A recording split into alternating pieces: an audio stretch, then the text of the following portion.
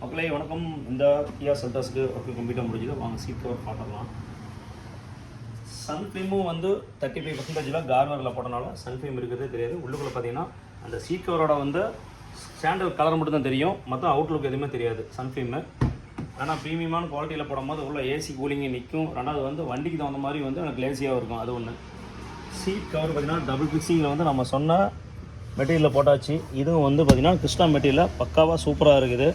OE ஃபிட்டிங்கில் போடும்போது பார்த்திங்கன்னா உங்களுக்கு சுருக்குங்க இருக்குங்க எதுவுமே இருக்காது. ரெண்டாவது நல்லா இருக்கும். டிரைவரு ஸ்கோ டிரைவரு ரெண்டுக்குமே போட்டாச்சு, நல்லாயிருக்கும். அப்படியே பேக்கையும் காட்டிடுறேன். அதிகபட்சமாக வந்து நியூ வண்டிக்கு ஓஇ ஃபிட்டிங் தான் செட் ஆகும், நல்லாயிருக்கும். அதனால் வந்துட்டு ஓஇ ஃபிட்டிங்கே கொடுத்தாச்சு. சீட்டு பார்க்குறது நல்லா இருக்குது. இதே பகல் டைமாக இருந்தால் இந்த சீட்டோட இது இன்னும் நல்லாவே உங்களுக்கு காம்ப்ரஸ்மெண்ட் நல்லாவே தெரியும். ஓகே, இந்த வண்டி என்ன பண்ணலாம், கஸ்டமர்கிட்ட கொடுத்துடலாம்.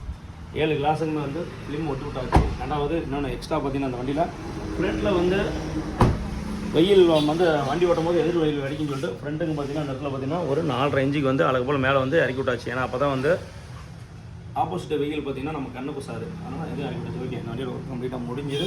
உங்களுக்கு இந்த மாதிரி வண்டி ஒர்க் எதுனாலும் சொல்லும் நம்ம யூடியூப் இருக்கிற ரிசீவ் பண்ணுங்கள். பேஜை ஃபாலோ பண்ணி லைக் பண்ணி ஷேர் பண்ணி கமெண்ட் பண்ணுங்கள். நன்றி, வணக்கம்.